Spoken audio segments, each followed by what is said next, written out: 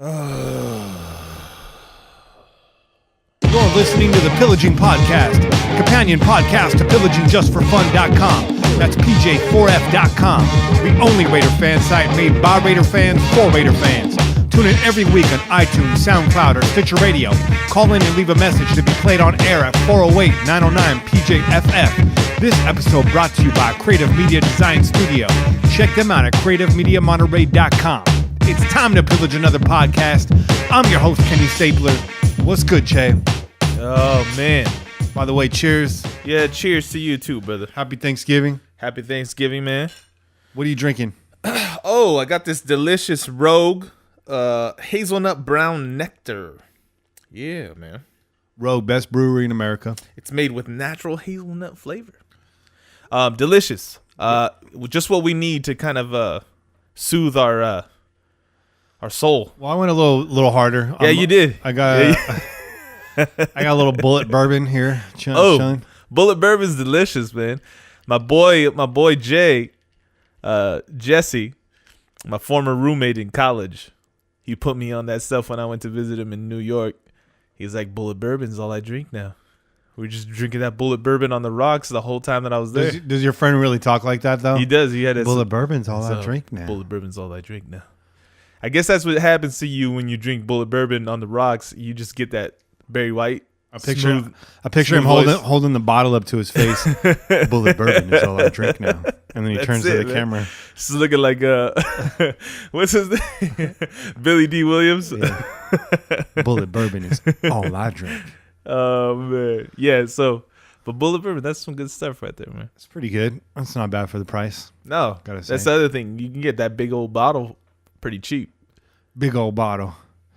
So let's get into this, man. We're gonna start off with some quick hits because that's where we're at. Yeah, and then we're gonna call up Kane. K and J is out. Pagano is in. You're fired. You fired.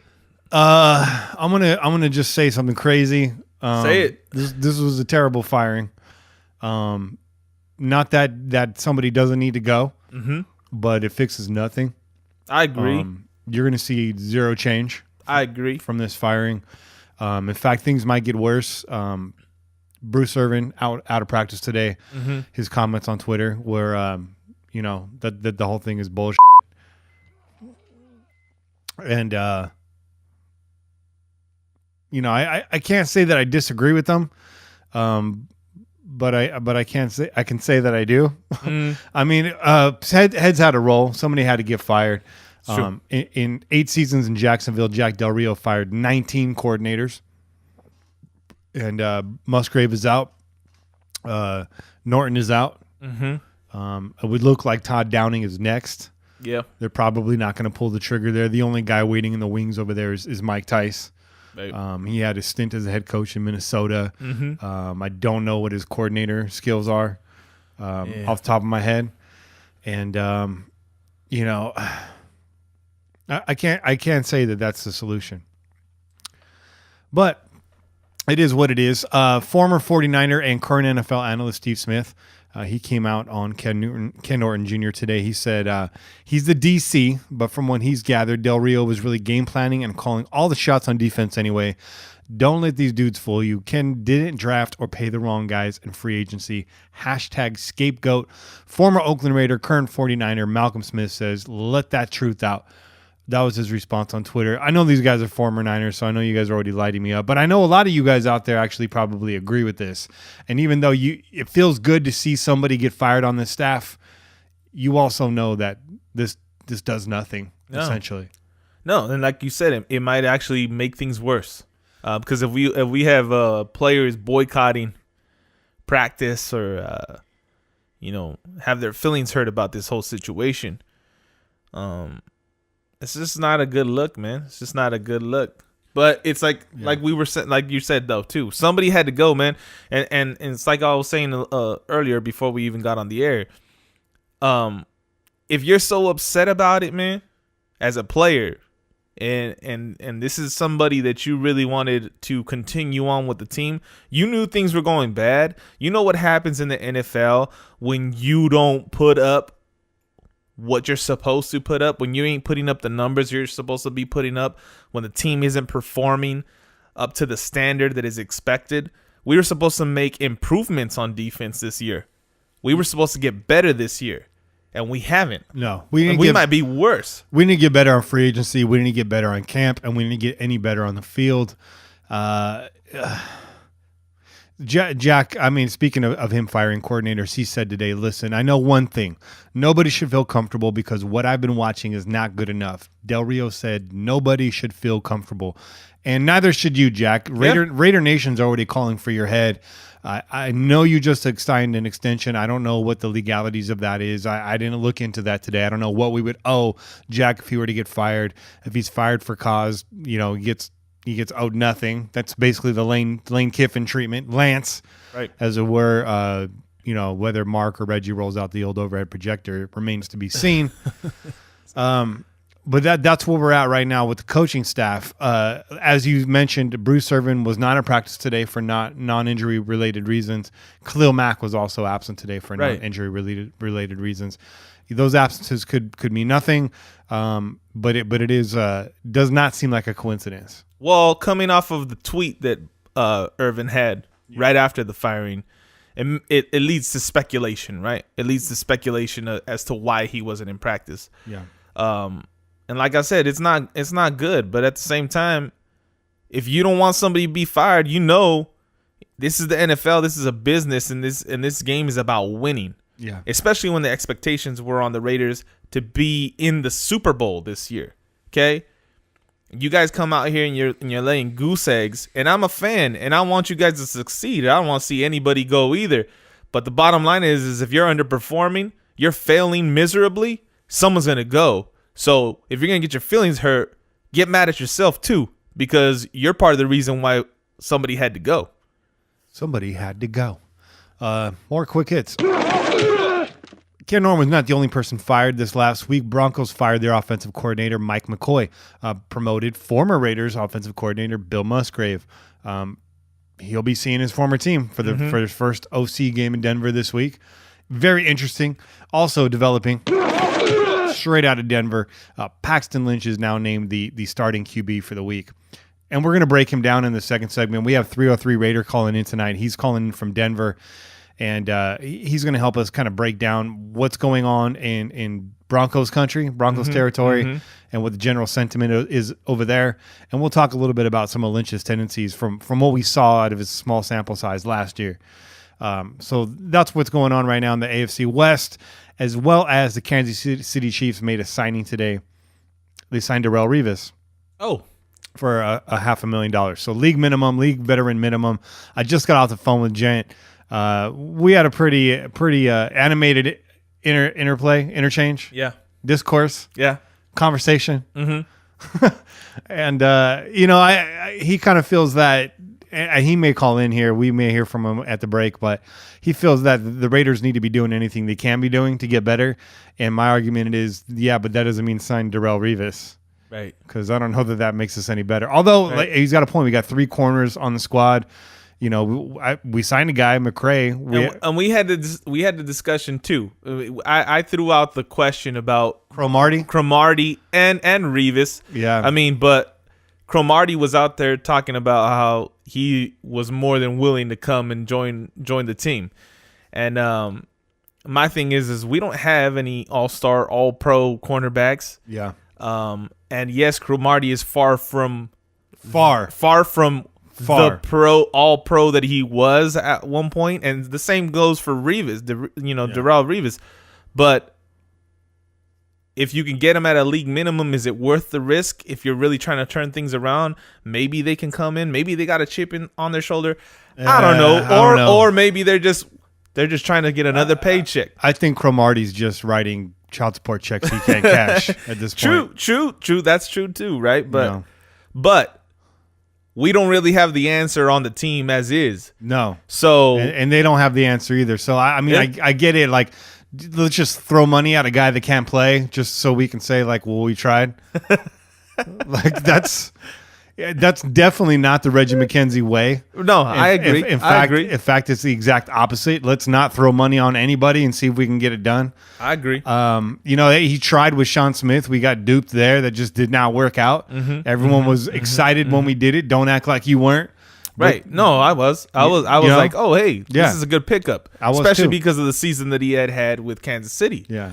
But as we have come to find out, he's not all that he was cracked up to be. I Googled Darrell Revis right after I saw the news, and one of the top links was the eight most embarrassing moments of Revis's 2016 year with the Jets. I was like, well, there you go. I think 4 out of those 8 were him getting burnt by specific receivers. Marquise Goodwin was one of them. DeAndre was another one.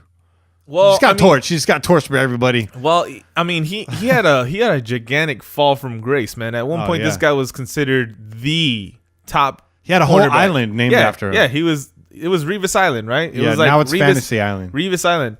But a lot of people were also saying that in his old age, they were thinking maybe he should transition to safety, kind of like Woodson did. Both Woodsons did, right? Rod Woodson did it. He went from corner to safety. Yeah. So did Charles. And they were trying to say, this guy's so good, maybe he should transition into that free safety role. But it didn't look like that's what he wanted to do, and he much rather just see his way out of the game. Well, now he's back in, so let's see what he's got. Also, quick hit. Raiders rookie cornerback Gary Conley underwent surgery this week. I am having a hard time finding exactly what surgery that was, but I did read at one point it was tibial rotting surgery. I don't know if that's true. That's basically where they insert a rod into your tibia. I don't know that was accurate because I'm looking again and I don't really see anything. It just says surgery on his injured shin. Jack was interviewed about it. He was kind of, I don't know. He was interviewed during his regular, weekly update, whatever. Yeah. They asked him about it, and he just said that he underwent this surgery to make sure that he would be better off and more healthy in the future. I hope that's true. I hope this isn't something that's like a lingering problem, and then we don't really get to see Conley meet any of the expectations that we had out for him. I'm hope he takes the off season, he recovers, and he comes back, and there's no more issues with that leg, because that's going to be. I have a feeling that when he played in that Washington game, things got worse for him after that. You said that, yeah. Yeah. So those are our quick hits this week. Glad we got that out of the way. Are you though? Sorry, was that out loud? Are you though? Was that out loud? We tossed around the idea of doing a not safe for work show tonight, and the show's not over. So that's all I'm going to say. The possibility's still out there, man. It's out there. So if you're out there in your car with your fam right now, and you're driving to Thanksgiving dinner, just keep it in mind. Just this might turn. And you're a big Raiders fan. Crash the car right now. Just jump out of the car right now. Jesus, take the wheel.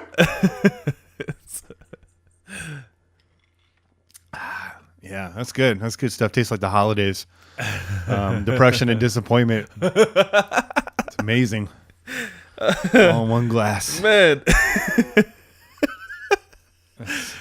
Good. You got that Griswold Christmas or what? Yeah, I'm drinking out of a little reindeer cup right now. Oh man, little glass. It's good. It's good. Just got my membership to the Jelly of the Month Club. There you go. From work. So I'm feeling really good about myself. No bonuses over here, man. Maybe we should go kidnap Reggie McKenzie. Oh So anyways, let's get Raider Kane on the phone here. Let's do it. Hey, what's good? What's up with y'all, man? Hey, we're here at Kane's Corner. Raider Kane brought to you by NFLshop.com. Make sure you hit up NFLshop.com for all your Raiders gear. I can't even get it out of my mouth. The bullet bourbon is starting to seep in. There you go. Make sure you click through pj4f.com/shop. Keep this pirate ship afloat at sea, and hopefully nobody gets fired. At least not today. Hey, someone's got to go. It might be me. I might be next. When we started this website last year, we went on a run, and this year it's I don't know the mojo. Should I say mojo? Can I? No, say? don't say that shit. The mojo is running out. Raider Kane, we on a run. We just in the opposite direction. Yeah, you got that right. Running the wrong way. So what's up, man? We'll break down this Patriots game a little bit. I know we got to get some things off our chest. I don't really want to revisit it, but we got to do what we got to do. It's a dirty job, and someone's got to do it. Yeah. So Kane, man, do you want to help us out? Do you want to give us your MVP and trash can right off the bat? Oh boy, let's see. MVP. When you only score 8 points, man, I mean it's hard to have an MVP. You know what I mean? And I mean the trash can is gonna have to go to Todd Downing again, man. We're not scoring points on offense, man, and it's killing us. Yeah. You know, this team don't deserve an MVP this week, but they do deserve a trash can, and that would go to Todd Downing. Backing up the truck for Todd. And Val, one of our followers on Instagram, she said that we should probably just throw all of the wide receivers' arms and hands inside the garbage truck this week too. Oh man, isn't that true? Oh, that's a good one. I like that one. Yeah. So if there's a couple room for some forearms and some fingers out there, Todd Downing, maybe he can just feel in the warm embrace of those cold dead hands. And we can throw him and his playbook in there too, because his playbook ain't producing shit right now. Excuse my language. There you go. I just got a heavy duty paper shredder that can take care of that for you, real quick. We got to locate that Bill Musgrave file on one of the computers in there somewhere. It's got to be backed up somewhere, right? Now, Musgrave ain't the answer for this squad either. I hate to say it, but he's not. I know a lot of people lament his firing now, but there was no love for Bill Musgrave last year either. So it's true. Don't act all brand new, Raider Nation. You acted way too brand new about Bill Musgrave. We got Bill coming up too. So Brady was 30 of 37. Hey man, we gotta blame somebody for something, man. I mean, you know what I'm saying? Yeah. I mean, so if Bill Musgrave is sorely missed right now by a lot of Raiders, whether he was good for us or not, right now he's missed, and it's not because he was good or better, but we're just garbage without him. So yeah. Hey, this is like a ex-girlfriend story. You know what I mean? You were trash, but I miss you. Exactly. Because as it turns out, there ain't nothing but trash in this world. We patted you on your back when you left. Now we'll give you a big old hug when you return. So, I mean, it's one of those things, you know. Yeah, Raider Nation wants some makeup sex with Bill Musgrave in the worst way. Hey, that's the best one, though, right? Makeup. Was it breakup? To make up. That's all we do.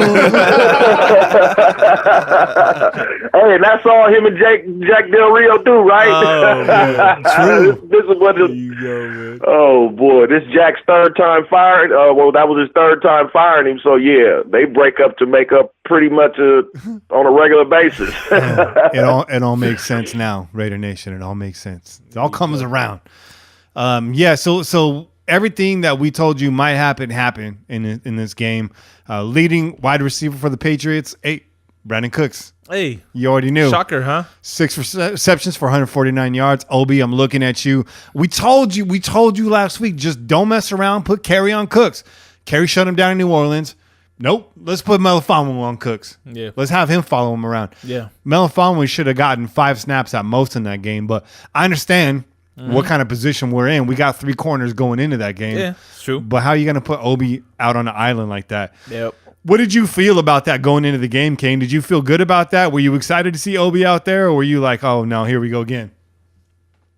You know what? I was a little excited. I mean, I put it like this: if the coaching staff put him out there, we don't have anything better. So I was excited to see what the kid could do. True. Did I think it was a good idea? I think it was the only idea. It was all we had. So he had to go out there. He had to play. It's too bad he had to do it against Tom Brady, the GOAT, but hey, you know, he got some reps against one of the best. You know, True that. Can't blame the kid. Can't blame the kid at all, though. There was a point early in the game. I think it was on the first drive. They were going no huddle, and they went no huddle right off the bat. Right off the bat, and Obi's out there. What was he saying? I can't breathe. I think he was like asking for somebody to come in for him. He was tapping his helmet, and they're like, "No, you gotta stay out there. Stay out there." They was like, "Who we gonna send out there? Yeah. Who we gonna send Ain't out nobody there? over here. Ain't nobody over here. You do that going out don't there. Don't look this way unless you want Rod Woodson to suit up. I mean, who you?" Hey, he was tapping his helmet. Jack Del Rio was shrugging his shoulders, like, "What you want me to do?" Better suck it up, young buck. Cromartie ain't walking through that door. Nobody can breathe, but nobody can breathe. I can't breathe. I hey, looked but you guys, over. you know what, guys? You know what though? We cracking jokes, but I'm gonna keep it real. I'm gonna say something that's real. The defense is not the problem on this team. I'll tell you, if we were scoring points like we were supposed to, 30, at least 24 to 30 points a game, the defense will keep us in games to win them. We can win games with this defense. We can win games with the defensive coordinator we had. I mean, scapegoat Ken Norton Jr. if you want to, but you should have fired Todd Downing. I mean, that in my opinion, that's where the problem lies. It doesn't lie with inside the defense. You can't expect your defense to go out there and play in 7,300 altitude for the whole game, and the offense just shit the bed. That's not the defense's fault. But I didn't mean to cut you off there. Kenny, go ahead, though, man. No. No, that's true, man. I just had to make that point. It's true. That's absolutely true. I mean, we touched on it just briefly. Is who do we bring in right now if we ask Todd Downing? Is it Mike Tice on the staff? Can he control this offense? I don't know if the answer to Todd Downing is on the staff right now. No, or is he even waiting out there at a bed and breakfast somewhere? So I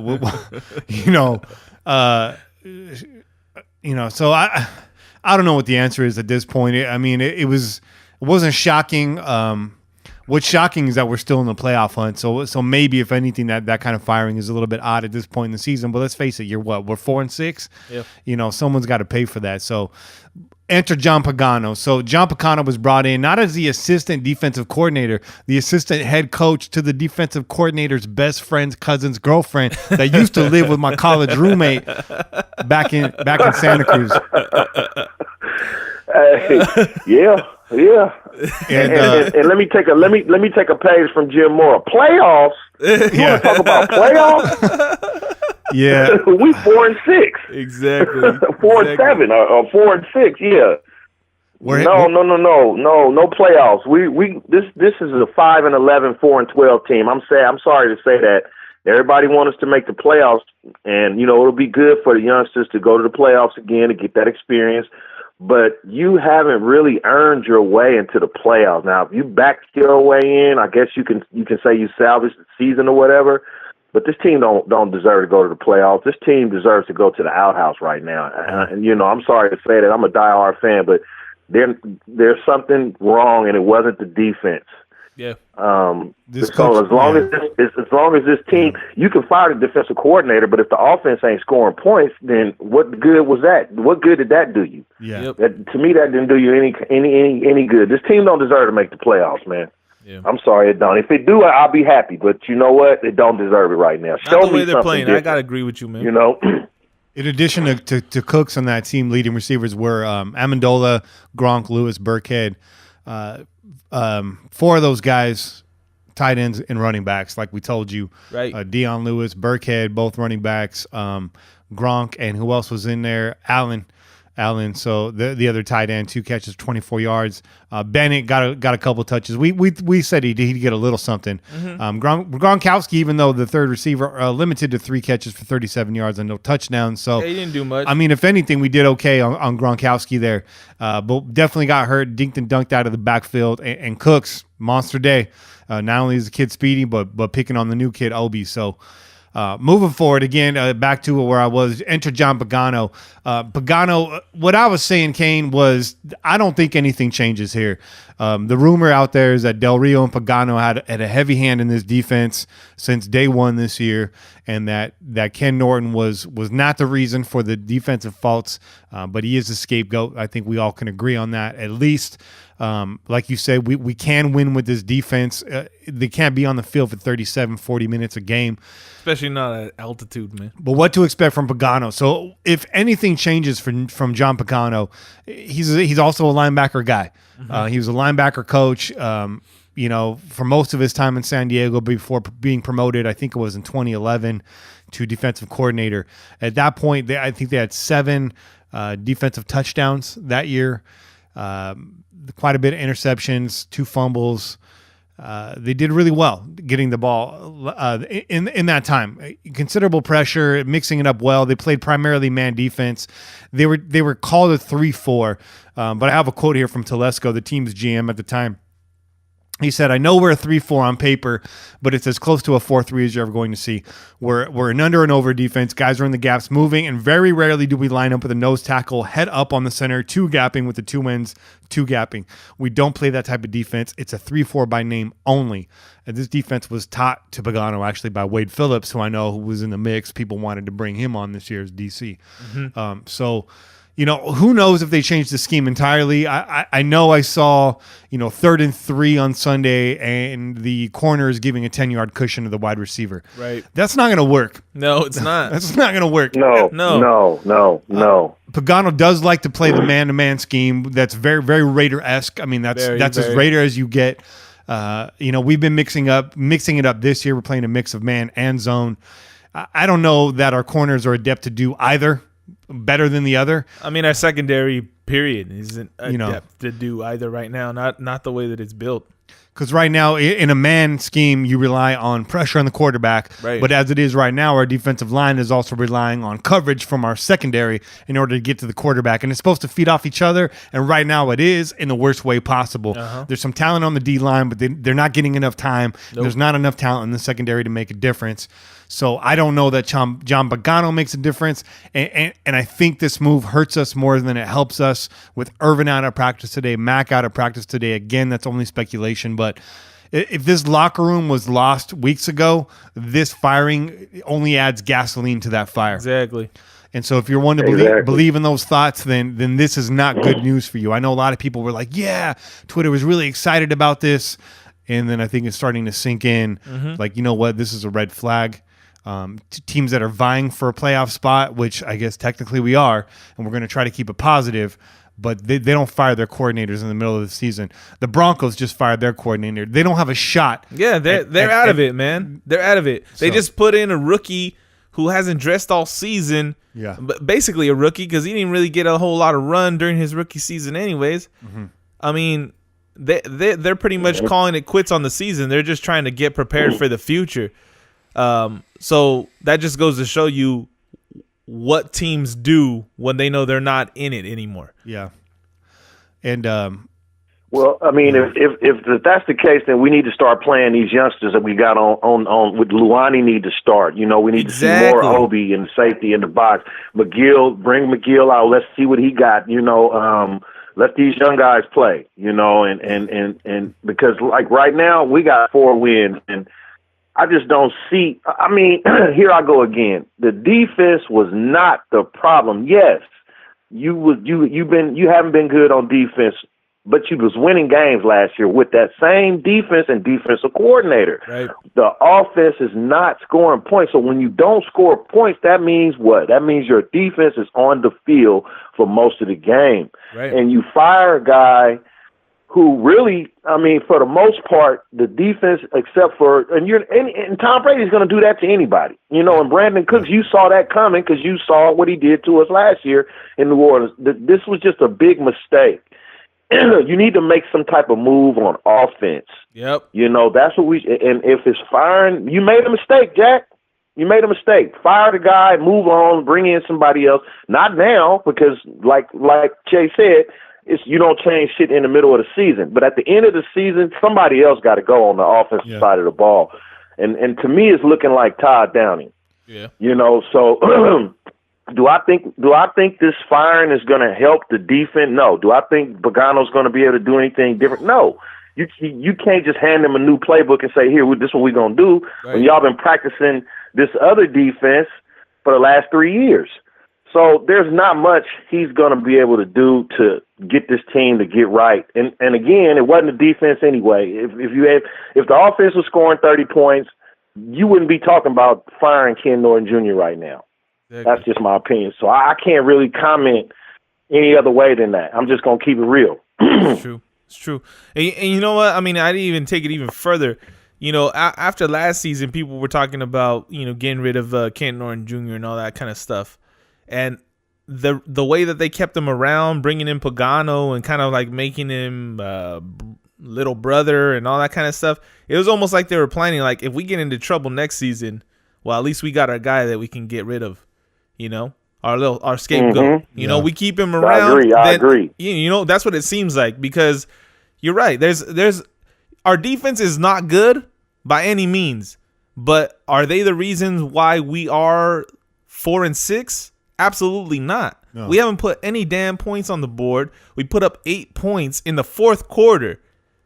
At that point, what does it matter? It doesn't even matter. You should have just gone home. 8 points in the fourth quarter, you got blown out the whole damn game. Like, it doesn't even matter. So you're absolutely right. And right now what they're doing, they're keeping Todd Downing around because he's homeboy, best friends with Derek Carr, and they're going to see how that plays out. And then, you know what? Next season, they're going to get rid of his ass too. If things keep on playing out the way that they're doing. But I have to agree with you, man. That's not the problem. We need something. We need an actual offensive coordinator on the offensive side of the ball, and we need, I don't know. We need to work on. We need somebody to come in and work on these guys' hands, man. They're dropping everything. And Jared Cook. I mean, people are gonna say, you know, Todd Downing wasn't the one out there dropping balls. Cook had 2 receptions on Sunday. Exactly. I don't know how many times he was targeted. He had 5 targets. 5 targets. 2 receptions. And what did we say? We said him and the running backs in the passing game were going to be key to play the same type of game that New England was going to be playing against us. Did we do it? No. No, we didn't. You know who got 9 targets? Seth Roberts. Yeah. Yeah, Seth Roberts got 9 targets. He had more targets than Amari Cooper. Let me tell you something. The Seth Roberts project is over. People were high on him last year because he helped us win a couple games. He was a good luck charm, people said. I saw it last year. The dude has no hands. The guy has really bad habits. You know, Jack even said in his interview with with Damon Bruce that they'd worked on that all week. Yeah. They knew it was a problem. They focused on it. It was a spotlight of practice. And guess what Seth Roberts does? He rolls out to Mexico City. And he does the same damn thing that he's been doing. And he fumbles the ball. And he fumbles the damn ball. So you're telling me that if you see something at practice and you see that it's a problem, that you're going to go out there and give the guy more opportunities to lose you the ball? What kind of bullshit is that? Yeah. You know, so again, Kane's right. And everybody asked last week, what's it going to take to score this game, to win this game? And everybody had us scoring upwards of 30 points, meaning we're not going to stop Tom Brady no matter what. It was on the offense. What did we do? We rolled out. We scored 8 points. 8 damn points. Horrible, man. It's a shame. You know what? If we would have came out there, now, remember last week when I said we need to establish a run game and we need to eat some clock? And we came out and I was happy. I was like, oh, we running the ball with effectiveness. Yeah. You know, it's looking good. You know what I mean?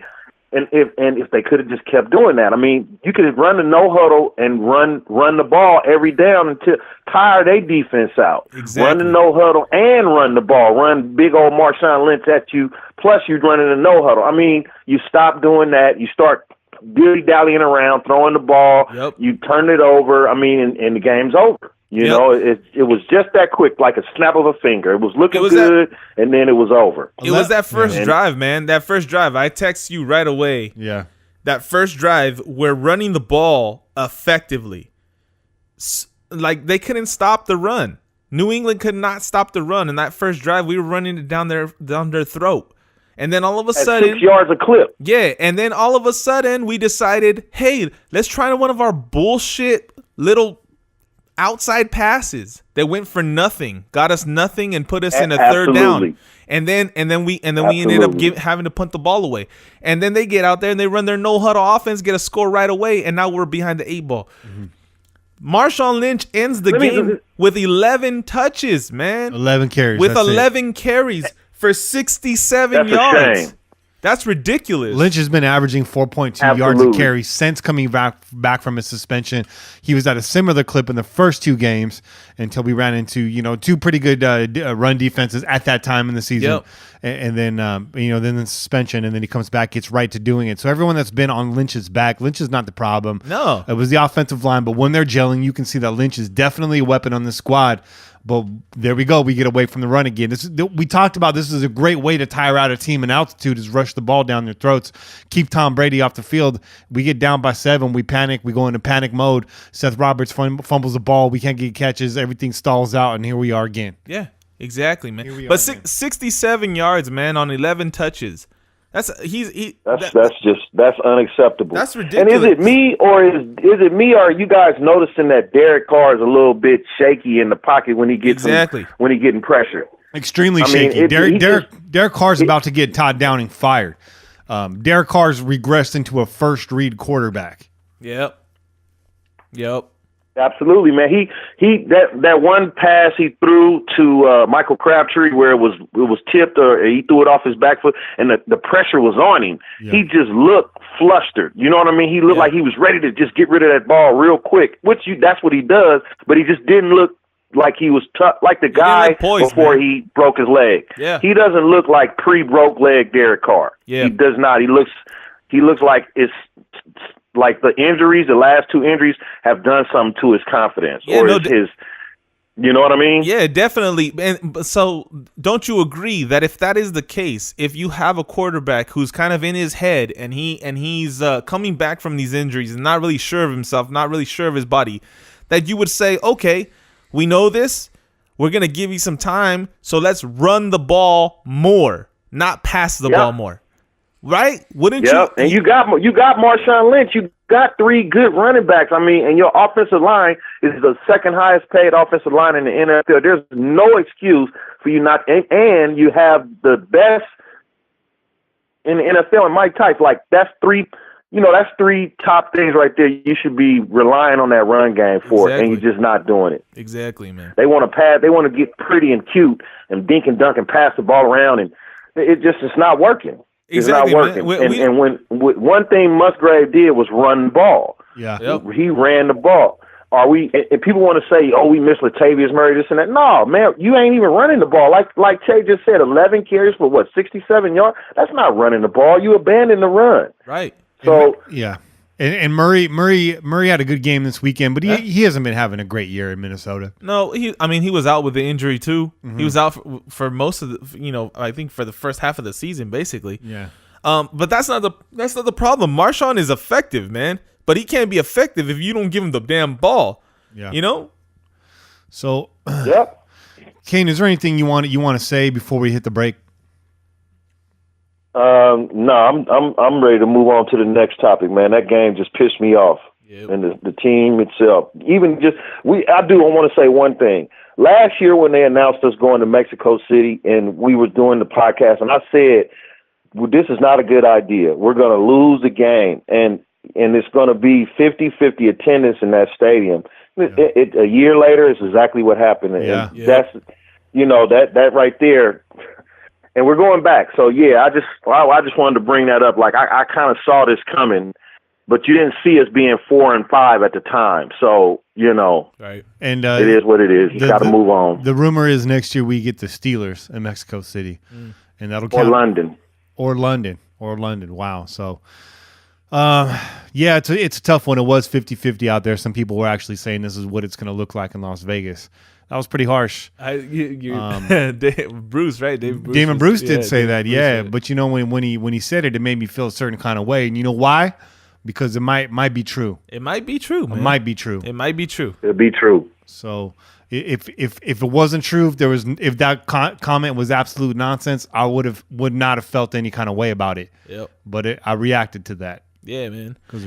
And you know what, man? You can't be mad at the Mexican fans because they don't got a team, man. They don't got the NFL out there on a regular basis. No. they're gonna show up and they're gonna bandwagon because they only know what they see on TV for the most part. Yeah. So they're out there chanting Brady. Yeah, we had a pretty good, following, pretty good amount of Raider fans out there this game too, but it's not enough, especially not in that stadium. That's a humongous stadium, and you're gonna get 50-50 in most cases. Last season we were winning. Yeah. Don't forget that. Last that. season we were winning. And so they were like, "Oh yeah, I'll put on a Raider jersey." I don't know. Those Mexican Patriots fans were some of the pastiest Mexicans I've ever seen in my life. No, there was some real legit Patriot fans out there too. You can tell they made the trip. They don't, the type that don't season their chicken. And you know what, New England, it was a lot of Boston fans too from Massachusetts. I heard because people was telling me about the trip. And they were saying New England had a better package plan deal than the Raiders to go to Mexico City. Well, so a lot of their fans showed up too, all the way from Boston. So it's just, Mark Davis is paying the price for moving the team to Las Vegas. And that's just, it is what it is. And he's gonna pay the price for the next 2 or 3 more years. We're gonna be one game shy of a home game, one home game shy. Yep. For the next 3-4 years, man. And you can expect it to be your biggest game on our schedule. It is what it is. The fact that we're the home team in these away games, that's a voluntary thing. The home team does receive more money. So just for those of you guys out there that didn't maybe catch that, that was a little pearl of wisdom that Kane just dropped on you. That's what this is. It's not, he's not paying for it as being punished by the fans. What he's saying is he's literally paying for it, trying to get every little extra nickel and dime that he can out of the NFL, jumping through any hoop that he can, and signing up to be at a home team in an international game for 3 maybe plus years in a row is what we're looking at, is exactly what that means and exactly what he just told you right now. So that's what it is. Don't get your panties in a bunch. I don't know how you feel, but that's exactly what he's telling you. And he might be telling you the other thing too. So it's both. I'll just say that it's both. Yeah. So thanks again for joining us, man. Before you get out of here, I know you like to cook. Can you give me a little taste of what's on the menu for tomorrow? Oh yeah. Some ham, some green. I'm not doing nothing really big because we had a potluck at work, so I cooked a lot of food at work, and I don't have my kids this year, so I'm just hanging out. But I'm gonna cook a little something. We having collard greens and some ham, macaroni and cheese, and potato salad, and some dinner rolls. Nothing special. For my potluck at work, I cooked dressing, and we had yams and macaroni and cheese and greens and potato salad, smoked turkey, and the whole shebang. So that was on Friday. So I'm a little, Thanksgiving out from that meal. You know what I mean? So I'm just gonna turn it into something a little small tomorrow. Nothing major. What about you guys? I know you can cook too, Kenny. What you throwing down, man? Well, I'm baking this year, so I baked 7 pies today. I baked a chocolate bourbon pecan pie, 2 of those. Woo! I got 3 of my homemade pumpkin pies, which I use. The key is don't use the pumpkin pie spice. Use all of your spices individually. Get your nutmeg, get your ginger, get your cinnamon, your maple, your vanilla. Don't use an all-in-one spice mix. And then I went with the graham cracker crust, and then I got 3 pumpkin pies that also have a brown sugar, cinnamon, walnut, butter topping. Because I like pumpkin pie. That sounds good. I like pumpkin pie, but it needs I like crunch. There you go. So I added up that topping, that crunch factor. There you go. So I'm a sweet potato pie guy myself, but I don't do pumpkin. But yours sound like it tastes a little bit like sweet potato pie because it's got a lot of those spices in it. The same spices in sweet potato pie. Exactly. But my grandma would make a sweet potato pie every once in a while. That's a treat right there. That's a treat. That's something. If you ever get a chance to taste that, if your family doesn't cook it, get your hands on some, and if your family does cook it, get your hands on all of it. But what'd you use to smoke your turkey? You put that in the Traeger? Actually, I didn't smoke the turkey. One of the coworkers had his buddy do it.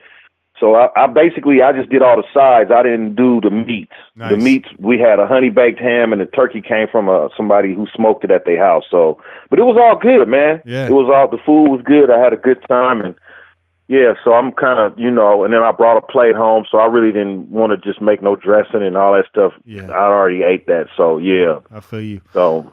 Well, have a happy Thanksgiving, man. We miss you. I'm not going to see you out at the game this weekend. I don't know if you're going to be out there, but I don't know that I'm going to make it out. Might make it out. I don't know yet. I haven't been offered any tickets, but hold it down. It's tempting. Hold it down out there for Raider Nation and have yourself a happy Thanksgiving, man. Yeah. Same to you guys too, and thanks for having me on. And I'll talk to you guys next week. Sounds good. All right, man. All right. Late. Kane's Corner brought to you by NFLShop.com. Click through pj4f.com/shop and get your Raider gear. What are you doing for Thanksgiving? Heading over to my mom's, man. Yeah. Heading over to my mom's. Holidays, they used to be really, really, really, really big with my family.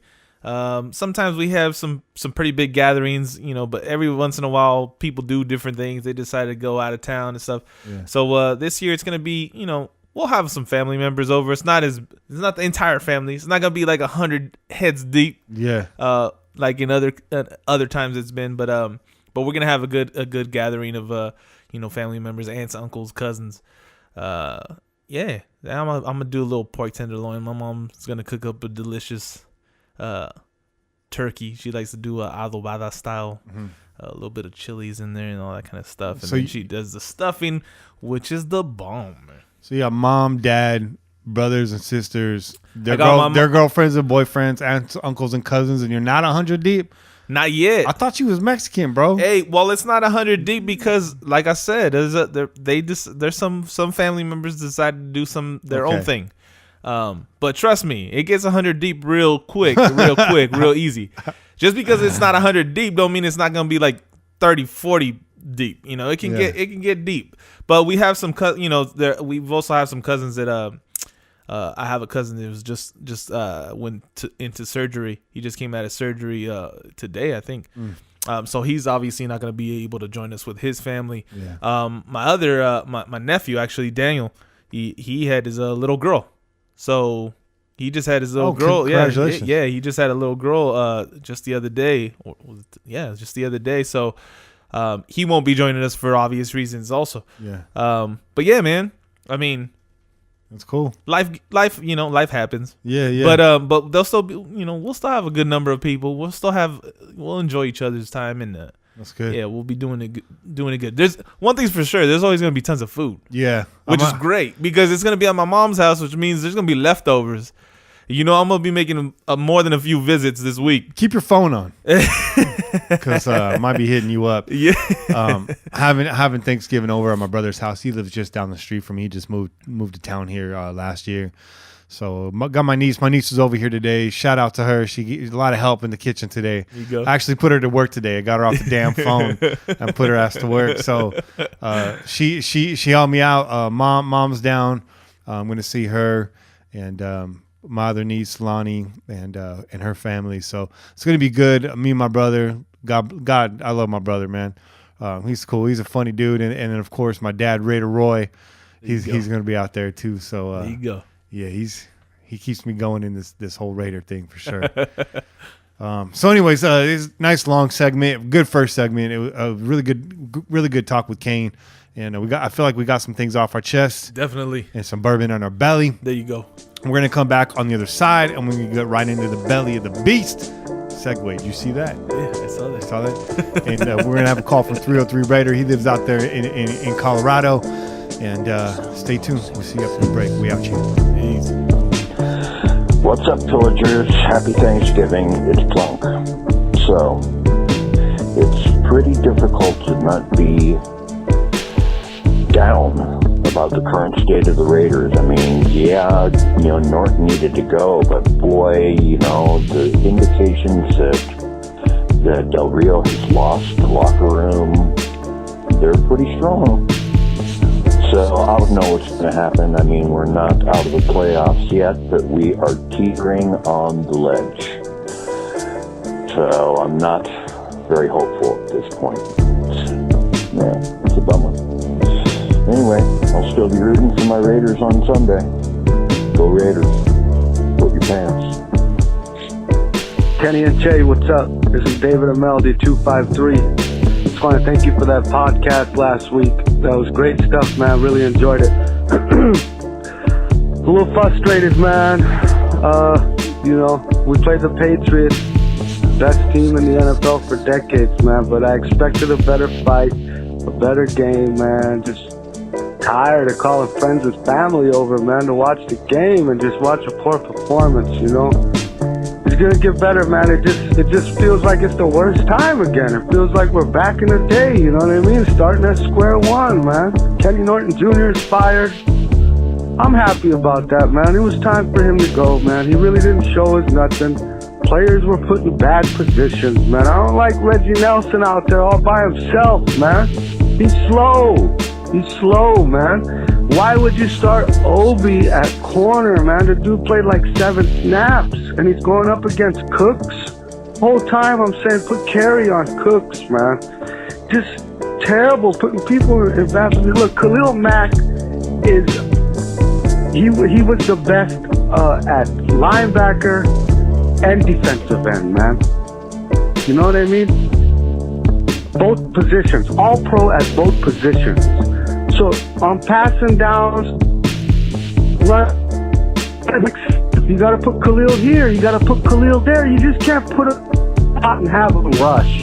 Everybody knows where he's at. People are going to double team him. You watch other people's defenses and they don't even have no-namers on the lines. And they're getting sacks because people are putting them in the right position. Gotta move Khalil around. Gotta move Bruce around. Gotta put Danico Autry in there. Have him get more playing time. Every time the guy is in, he gets a pass defense. We just gotta come up with a better plan, man. Luwani got burnt.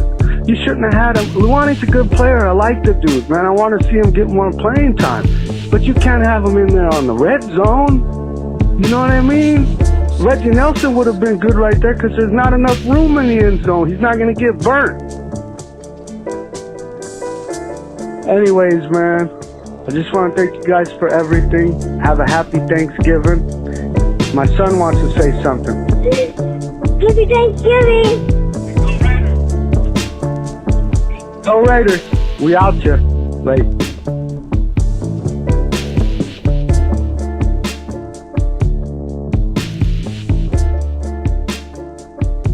All right, and we're back.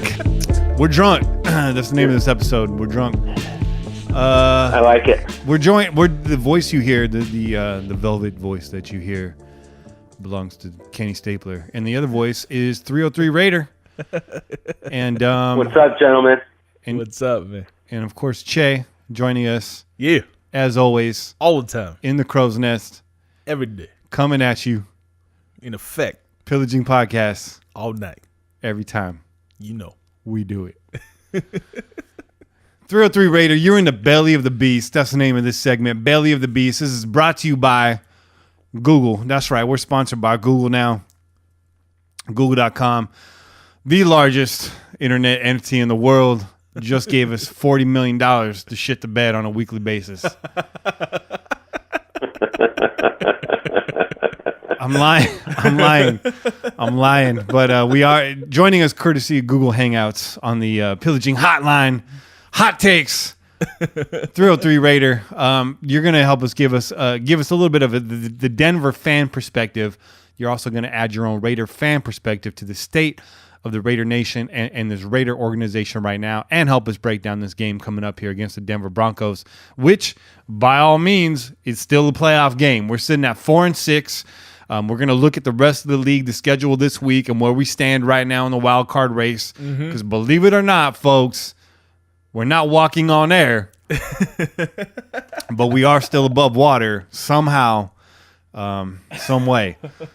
So what's up, 303? What's happening, man? What's on your chest? Just let it out. This is a time where you can come in here and just let it all hang out. Let it all hang out. I mean, I don't want to see it, but just let it hang out. Yeah. Stay on your side of the couch, though. You know what I'm saying? Stay on your side of the couch. If you cross this line and I'm drawing a line with my hand, I'm gonna punch you in the knee like my brother used to do on car trips.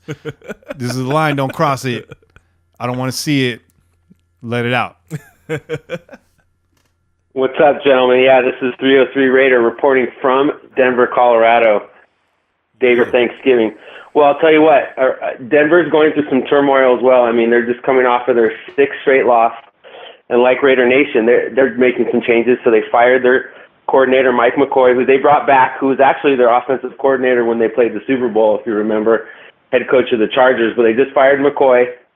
Fired. And, of course, they fired him. And they promoted our old friend, Bill Musgrave. And it's really interesting. So they're going to their 3rd quarterback. So they're going to start their first-round draft pick that they took back in 2016. And if you remember, first of all, that draft class, it's looking pretty good for the first 2 picks. You had Wentz and Goff went 1 and 2. And they're both of them playing lights out. And then the 3rd pick in that draft was Paxton Lynch. Actually, John Elway moved up.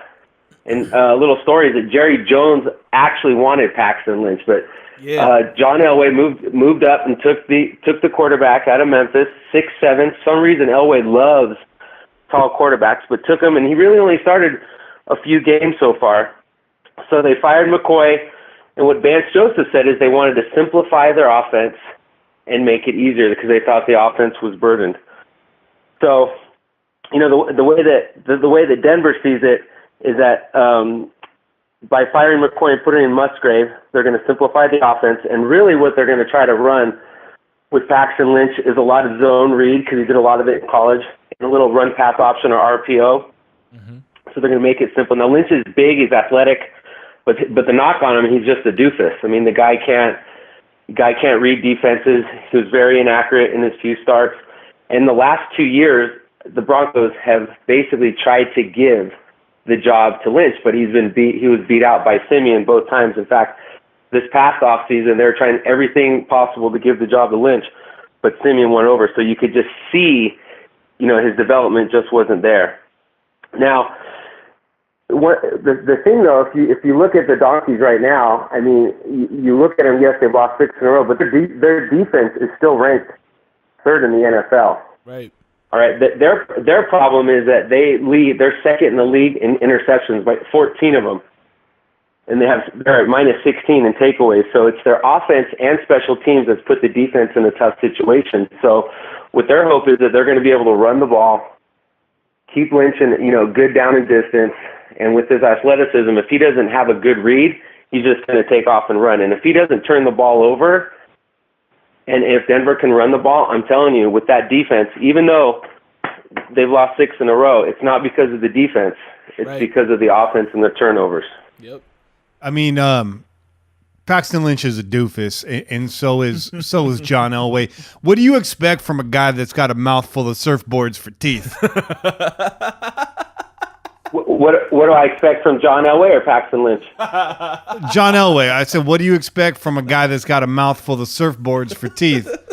You know what's funny? The only thing Paxton Lynch has going for him is he's got a pretty cool name. He sounds like a B-list action movie star.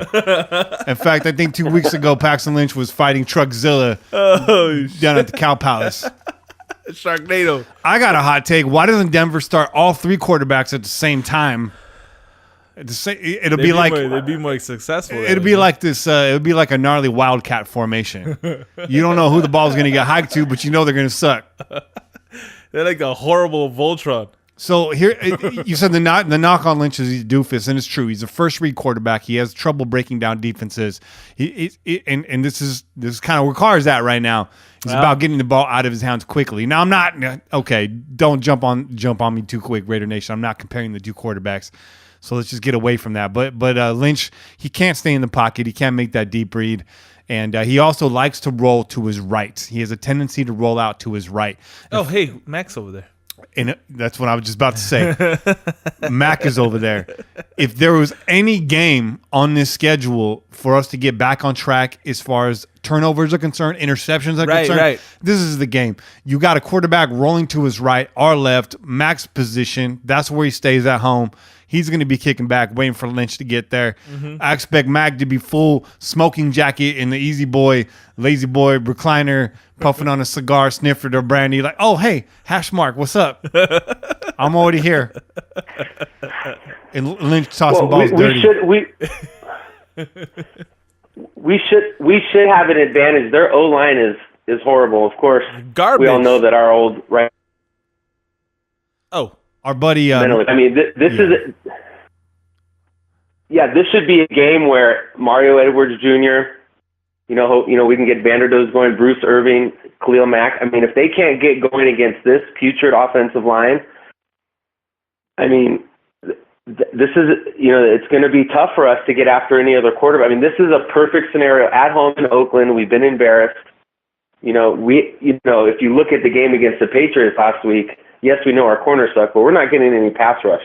This should be a game where we rattle Lynch and, at least get a couple interceptions. If we can't intercept Paxton Lynch, then we might not get any picks for the rest of the year. I agree. Mm-hmm. Yeah, Seriously. If we don't get one this weekend, I mean, it's time to fire somebody. fire everyone. But so, Jack, we're gonna have to fire the podcast. I already called myself out. I put my neck out there already. We did math over the break. That's about all I did, except I poured myself another drink. But we did some math, and I mentioned in the first segment, Jack had fired 19 coordinators in Jacksonville, and now he's up to 21. So I was saying we should call Jack 21 Savage. And then 303 said, you know what? They already call him Blackjack Del Rio. Ain't Blackjack 21. So for real. For real, though. Really real. Now he's really Blackjack Del Rio, man. 21 Savage. Let's talk about the other. Where's Amber Rose Let's talk at? about the other side. Yep. It's a knife. Let's talk about the other side of the ball too.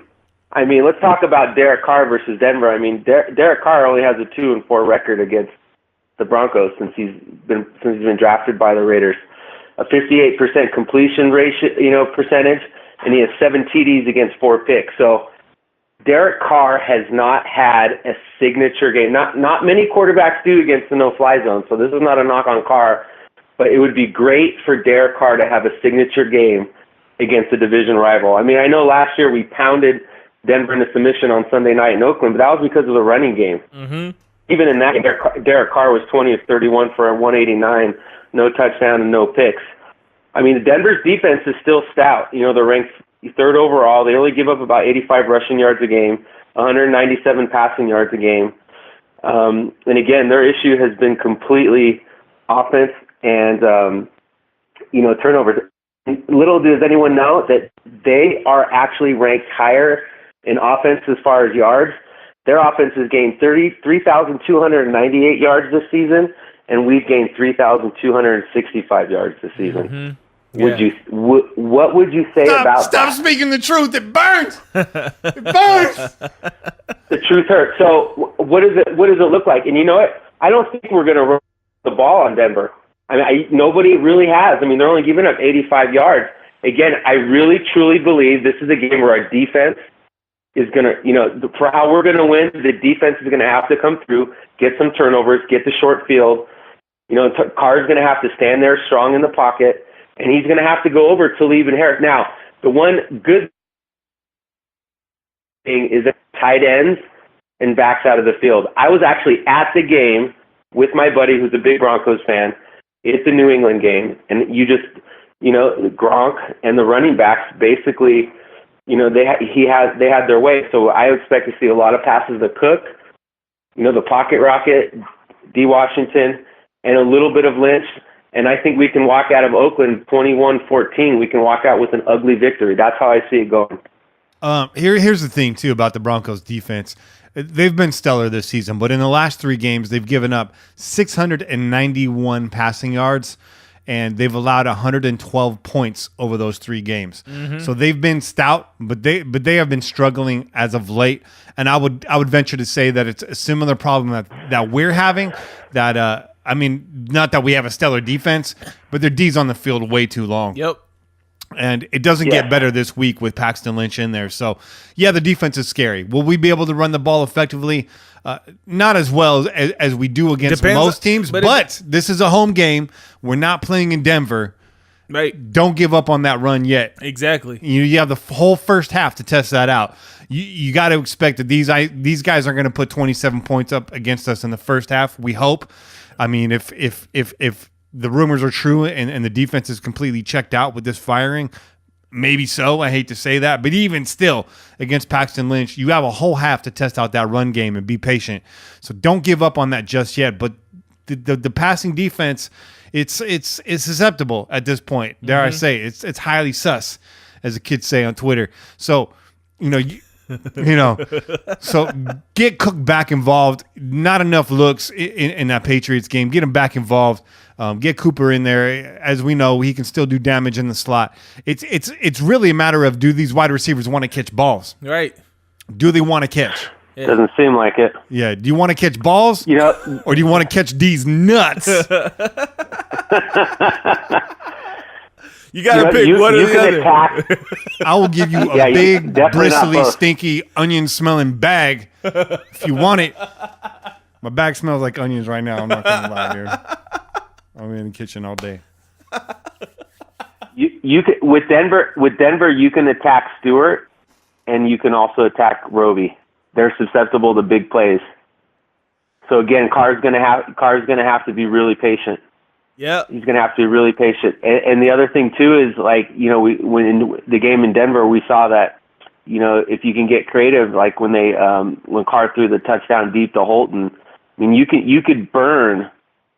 get a touchdown on their third or fourth corner. They're not that good this year. And the other thing too is that they haven't been generating pass rush like they did last year. Von Miller hasn't, without DeMarcus Ware, Von Miller doesn't look as good. Right. And their linebackers are susceptible as well. So again, this is a game. Here's the thing. Here's one thing, is that as we stand right now, we have given up over 72% completion percentage and a QB rating over 112. If we ended the year up that way, that would be the second worst completions percentage and QB rating that any defense has given up since the AFL and NFL merged. Yeah. Think about that. Yeah. Marinate on that. Historically bad, man. Crying Jack Del Rio, get the hell out of here. Yeah. Yeah, you've been down on Jack for a while now, and they say Jack is a player's coach, but I'm not seeing that. If what you mean by player's coach is undisciplined and very lenient, then maybe that's what it is. But I see, for me, a player's coach is a guy that boosts morale on the team, that gets his players fired up. He might not be an X's and O's dude, but he's the glue. He's what holds them all together. And I've seen Jack be that guy. Yep. After W's. Yeah. After L's, I see that guy being very deflective and throwing other people under the bus. Yeah, sure, he says, put it on me, but then he'll turn around a couple sentences later and he'll put it on the squad. He'll put it on his receivers. He did exactly that this week. He did exactly that. He was talking about how the offense was actually, because there was questions about the offensive coordinator, right? And he was like, while we had opportunities, but when you drop balls, he was quick to put it on the receivers. But you're right. Then maybe a few sentences later, he's like, but if you're gonna you want to put it on somebody, I'm always the one that's willing to put my neck on the line. Yeah, they said that again with Damon Bruce. With the Damon Bruce interview, we go back to that. I can't play you sound clips of that because copyrights and legal reasons, and I have no money. I got nothing. Despite the $40 million Google's giving me, I would blew that money. All right, I owe a lot of money. That money's gone. Okay, that money's gone. Okay, Jack's and he's not wrong, but you're the head coach, man. Yeah, you're the guy that everybody stands behind. Yep. So take a bullet Take a bullet, man. Take the bullet. And I didn't want to believe it because I felt when we brought Jack to the team, this is guy's from Alameda. This is an Oakland guy. He's got a vested interest. And we've seen that play out for Oakland in the past. We've also seen it backfire. What's up, Arshel? You have Part two. Yeah, we have a vet. Arshel part 2. The body count's always higher in the sequel. Always higher in the sequel. I watch a lot of horror movies, and the sequel is always bloodier. But he still had that. He was still rocking that same hat though. When it just sat on the top of the head, Yeah. it wasn't really fully on his head. It was just sitting up. Just waiting for the autumn wind to blow that motherfucker off. That's how my pops rocks his hat, dude. The It's on the top of the head. The B button is broken. In case you guys are wondering, wait, hold on. It's still there. I'm lying. Technically, this game is the battle for last place. I mean, you have two organizations that are at a low point in the season. You have the Denver Broncos that started off the season 3-1. You had our expectations. You have two fan bases that are very down on the coaching staff. You had two organizations that fired coordinators. We're going to see which team quits on Sunday. Because if the Denver Broncos come out and play us tough and Paxton Lynch throws the ball, and what's really, really key is stopping C.J. Anderson, Jamal Charles, and Devontae Booker. We cannot let them go over 100 yards and make Lynch's day easier. We've got to stop the run, and it'll be interesting to see if Pagano actually – I know that you can't change a playbook this late in the season, but it'll be interesting to see if Pagano mix up some blitzes. It would be nice to see Carl Joseph blitz off the edge because I think that's where he could be effective because you get him in coverage. Let's get back to that. We've seen it now. We've seen it now. It'd be nice to see – maybe Morrow come in some sub packages off of a blitz because he's fast and he's quick. Yeah. Move Bruce Irvin, move Khalil Mack around. Let's see if we can see anything different because, again, I guess we'll find out, if their defenses quit on their team because there's a lot of frustration from Chris Harris and Aqib Talib, Von Miller, that the offense has really put this team. Let's be honest, that's a championship caliber defense. Yeah. I don't care what anyone says. They still have championship players. When your offense gives the ball, when you're basically second in the league or second worst in the league at the takeaway is at -16. That just puts your offense at that puts your defense at bad position. That's why they've been giving up so many yards, like you said, Kenny. Is that they're tired. They've been on the field too much. And like you said, you hit the nail right on the head, is that our defense has been out in the field too much. So we've got to be able to sustain drives. Carr cannot be scared. He's got to take his shots at Talib and at Harris. It just seems like Talib and Harris, like when they punked Crabtree last year and they ripped off his chain, they have this thing over Cooper and Krabs. Cooper and Krabs have to step up. Have we seen all year both Cooper and Krabs have good games in the same game? Have we seen that? I mean, Krabs has faded. I mean, I think Krabs did this last year. He always starts the year off fast. You remember all the amazing touchdowns he was catching last year at Baltimore and San Diego, and then towards the end of the year, he just faded away. Yeah, right now we're kind of seeing that with Crabtree. I want to say that the Jets game is probably the best game the both of them have had, and I'm not looking at the numbers right now, but if I remember right, they both had a pretty good game in that week 2 matchup. But I mean, you can say the entire team that was our best game in the season. That game most resembled the game from last year. And you're right, the duo haven't really produced together in one single game. The other game that comes to mind is Kansas City. That's an exceptional game right there. Again, control Von Miller. Von Miller, the number 1 rated pass rusher in the NFL. Mack, I believe, is like 6th right now, 5th or 6th. And then the offensive line for the Oakland Raiders only giving up 15 sacks right now through 10 weeks of play. I know we're in week 11, but actually week 12, but 10 weeks of play, we've given up 15 sacks. That's 5th best in the league. So the offensive line, despite what it's looked like at times, they're still doing a good job. They're still doing their job. Yep. They still are who they are. They've been rough at times, but I think they're kind of getting a bad rap. I kind of feel like Carr's happy feet makes them look like they're doing a lot worse than they actually are. Carr's got more time in the pocket than he does. And then maybe, again, his quick release is also helping that stat too. I don't know. But I see the offensive line doing a pretty good job. The only problem I have there is in some of the rushing schemes. We see that zone blocking scheme not working all the time. But for the most part, this offensive line, they're doing their job. I think, I totally agree with you. The last 2 weeks against Miami and then last week against New England, Marshawn, you saw some signs of Marshawn. Unfortunately, we got so behind last week, we had to get away from the run. I mean, that when Roberts fumbled the ball and we were down 14-0, looking like 14-7, and they get the field goal and they start off the second half with the ball again. I mean, that basically took Marshawn Lynch out of the game. We were running the ball fine up to that point. Yeah. And the offensive line has been doing it. Ever since that Washington game, I think they've settled in. Carr's had time. The biggest problem, though, is the drops. Yeah. I mean, good Lord, Johnny Holton, the ball, I mean, yes, maybe it could have been, out there a little bit more to get to his fingertips, but if a ball's going to hit your shoulder pad, you probably should catch it. Well, Carr's stats you need would to be a turn lot yourself better. around. You need to turn yourself around to catch it too, man. I mean, you're the one that can see the ball better than anybody else, and he just kept on running his route and just let that. He just kind of like turned around and hoped that the ball would make it to his hands or something. That's kind of ridiculous. Turn yourself around, man. Catch that ball. So just to kind of reset this and put a cherry on top of this breakdown, Paxton Lynch started 3 games last year. In those 3 games, he was 49 of 83, good enough for a 59% percentage. A total of just 500 passing yards, 497, only 2 touchdowns, 1 interception, but was sacked 9 times in those 3 games. His quarterback rating was a 79.2, and he averaged 6 yards per pass or per catch.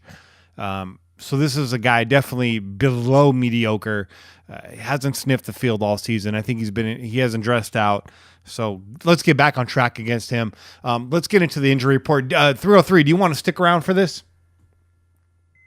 Yeah, I'll listen. All right, cool. So the injury report this week, a lot of people not playing, not participating. It's early in the week. We're recording this on Wednesday, so we still have two more days of practice. And the final injury report will come out Saturday, and then, of course, game time decisions on Sunday. But where we're at right now, Amerson's still on the sideline. He was questionable before the Patriots game. I know he was running on the sideline prior to that game, but he still did not participate this Wednesday.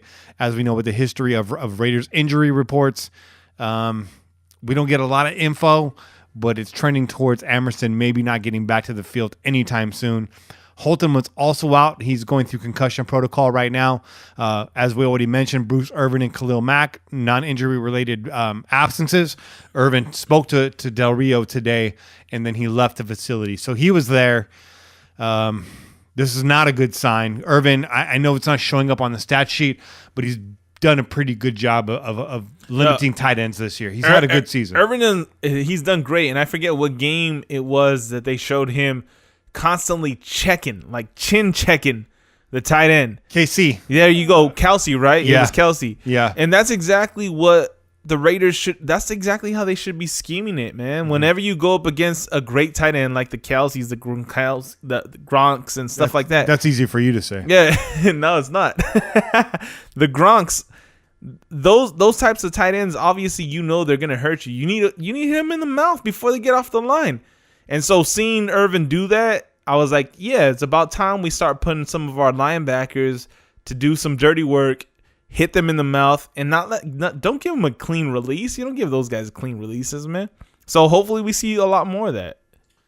Gabe Jackson, also a DNP today. Corey James was limited. Don't expect him back this week. However, and then Marshall Newhouse was back limited. He may go this week is the early word out of the facility so far.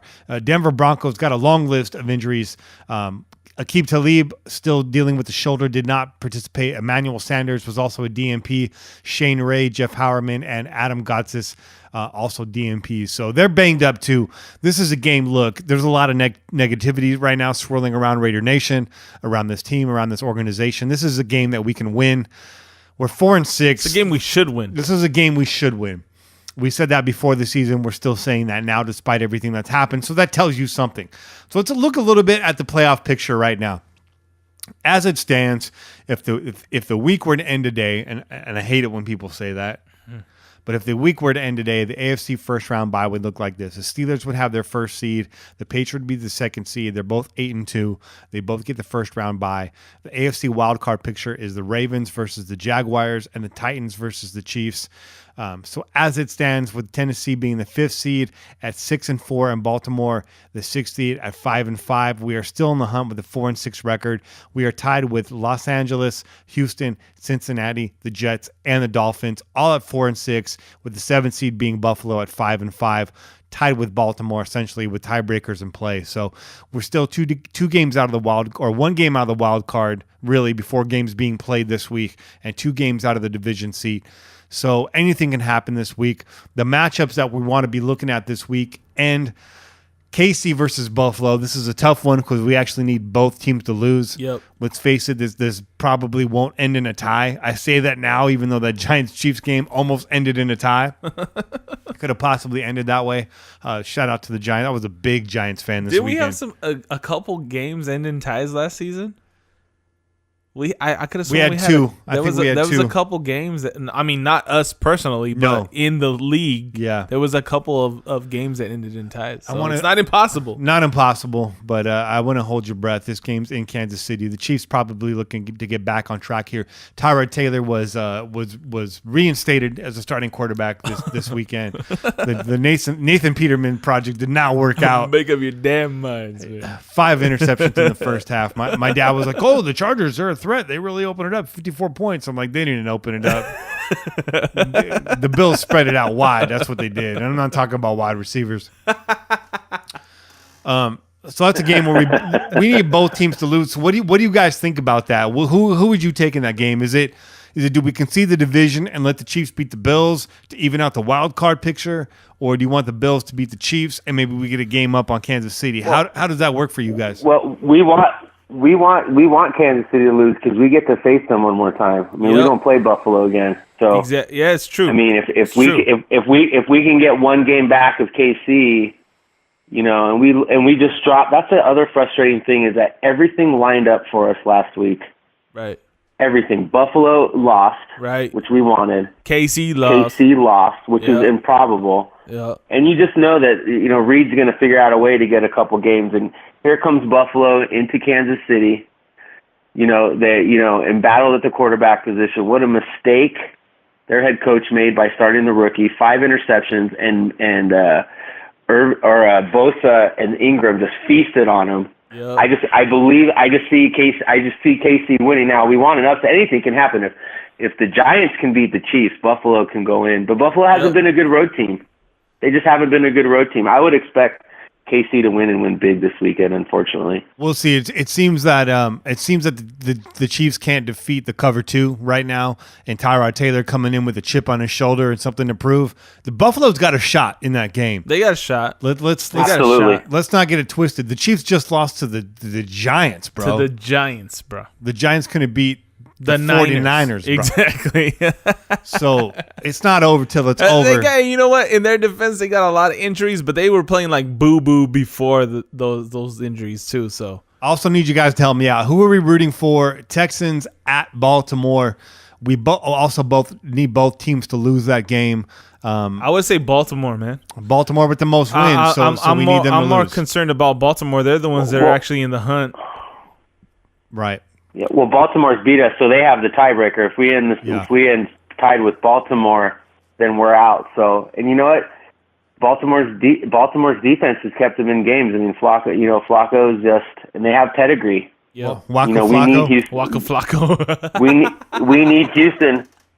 We need Houston to go there and get a win. But my goodness, Tom Savage, It's not Savage. What a wreck. It's gone from Savage. Yeah, Tom Savage he's is not a savage.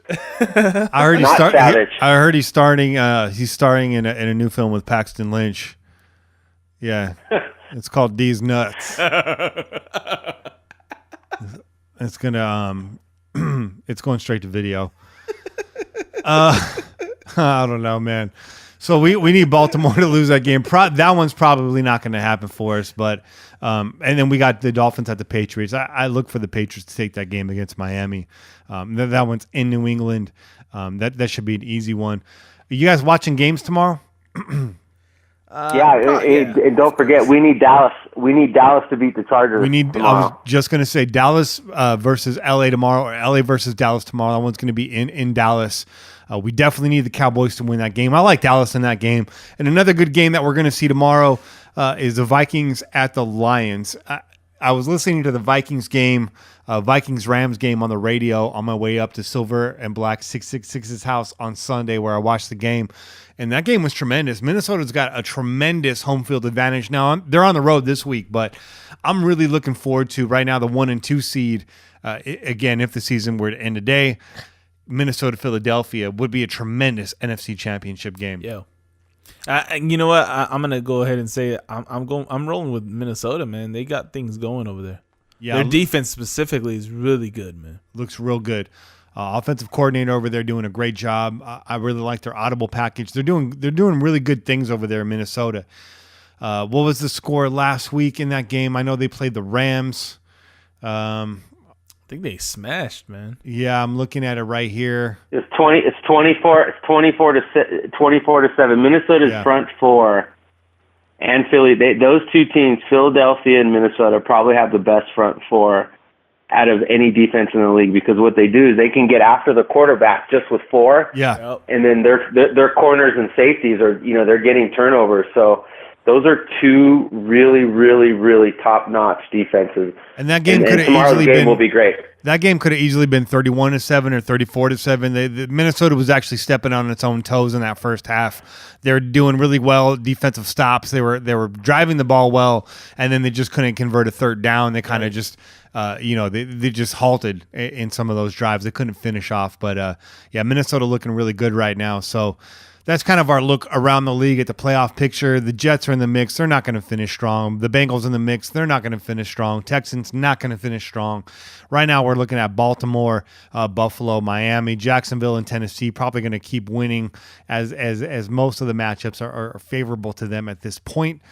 Tennessee, as you know, has Mariota back. So not that they're a juggernaut, but a team that I don't expect to catch. So right now we're eyeballing that 6th seed, or somehow by a stroke of luck, KC doesn't get together and we jump into that divisional seat at the last minute. So I know, again, I said it, there's a lot of negativity swirling around right now, but hold your head up high. You're still in the hunt, 4 and 6.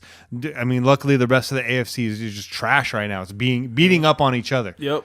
Thank God you're not in the NFC trash. right now. If you look at the three teams above us that I think realistically are in either the divisional slot or the wild card slot, Kansas City, Buffalo, and Miami. I mean, Kansas City's on a 2-game losing streak. They've lost 3 or 4. Buffalo has lost 3 in a row. I mean, if we could just take care of business, I mean, my goodness, we can't beat Denver coming in with Paxton Lynch, and then next week, the Giants are going to fly all the way across town. I know the Giants just beat Kansas City, but that was at home. Yep. But my goodness, we've got to get to 6 and 6. Let these other teams cannibalize each other. Yeah.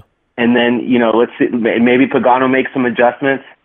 Maybe how about the players step it beside? Let's put Jack Del Rio to the side.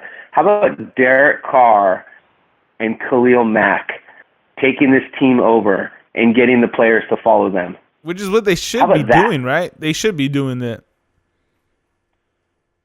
Do it despite Jack. Right. That would be something that would be uplifting for Raider Nation. Yep. Coaches come and go, but players, like Khalil Mack and Derek Carr, I mean, that's our foundation. I would love to see, like Rich Gannon said today, Derek Carr needs to get on his receivers when they drop balls. Right. Because we know that Gannon would. Gannon would have been cussing him out, man. Gannon would be, and he'd be livid on the sidelines, right? Cussing out Chucky, cussing out receivers, cussing out everybody. Yeah, that's exactly what Derek Carr needs to do. There was film that I was watching where on the Patriots game where Khalil Mack was triple team. Mm-hmm. How about somebody else stepping up and getting to the quarterback and making a freaking play? And I know we're trying to get off of the coaches, but how about our defensive coordinators scheming a way to fight against that? You already know that Khalil Mack's going to get doubled and tripled. So why ain't you coming up with a scheme that puts that to the wayside, man? It's time to get Autry down on the end or Kowser and get Mac behind him and blitzing in the B some gap. kind of a twist, man. it's- Some kind of a some you know, you got to bring the inside out and outside in, something some different, stunts. man. It's time to move Mac around a little bit. It's time to dude. get back to that. When he was all pro in 2 positions 1 year. Or bring a blitz, put a blitz on the outside of Mac. Now make a decision. You gonna double, triple team Mac and let the blitzer come free? We had some exotic blitzes in weeks 1 and 2. We were bringing KJ down. We were blitzing the safeties. A lot more packages. We did it against Washington. We got caught, and I kind of felt we got away from our blitz packages at that point. Way too early in the season. We panicked there. You talked about it last week. You said you'd like to see the corner blitz. I would like to see. I'd still like to see the corner blitz. As our schedule was front loaded, as too was the Chiefs, and they're starting to go downhill now with their schedule. So that, like I said, they play the Bills this week, and that game's, anything can happen in that game, because I said there's a lot of intangible factors at play there. But then next week they play the Jets as well. So if either KC is that bad and they're really in that much of a funk right now, or it's their time to get back on track too. Well, their secondary is that beat up. It is. Let's just say that their secondary is that beat up. And I told you this when it happened. Eric Berry going out was a huge injury for them. That really changed their secondary.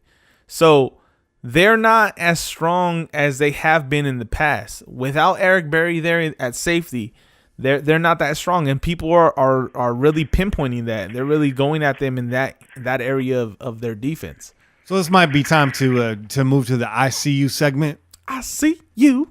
IR Johnny this evening he posted on the PJ4F.com.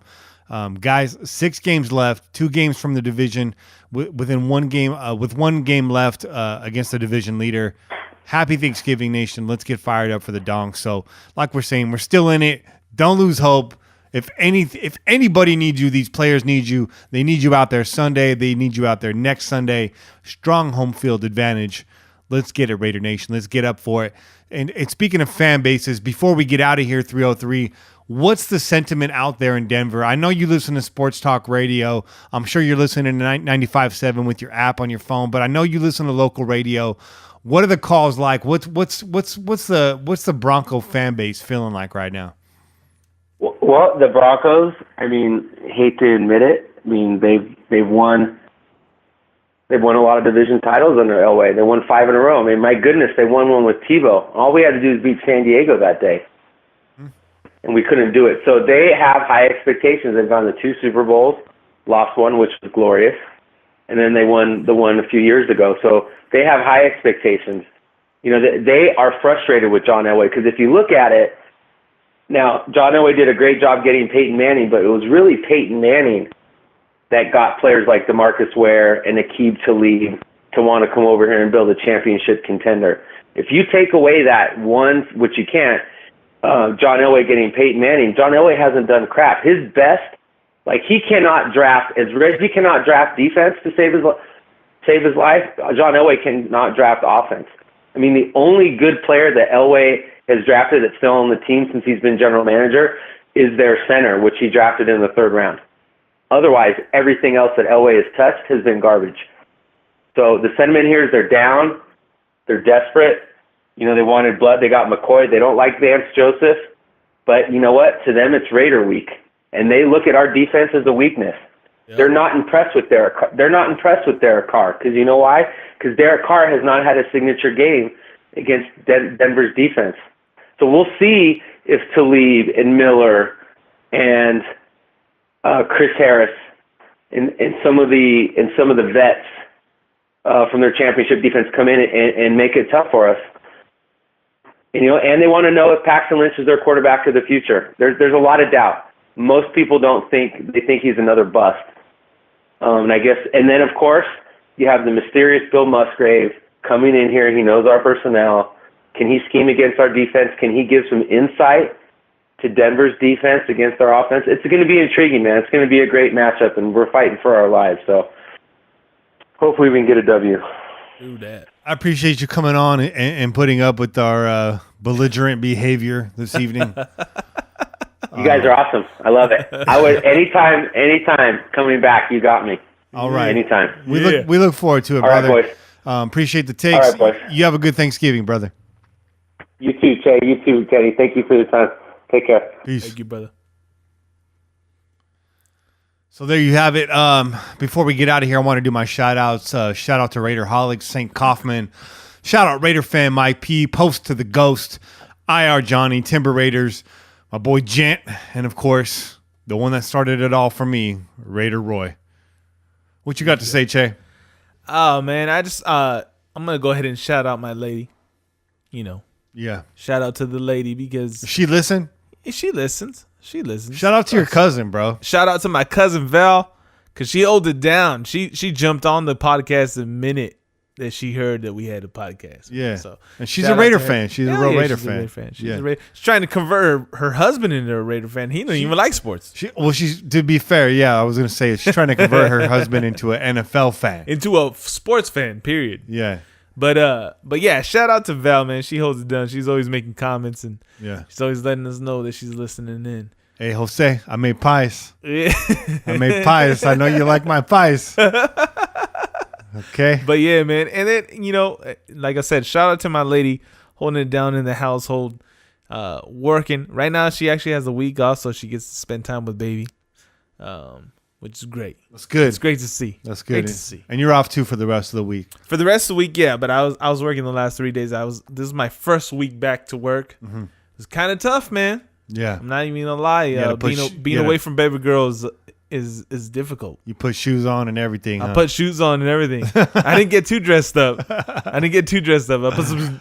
I was like, hey, there's no students in school right now, so I'm just gonna rock these shorts, put on a t-shirt, put on this Raider hat, you know.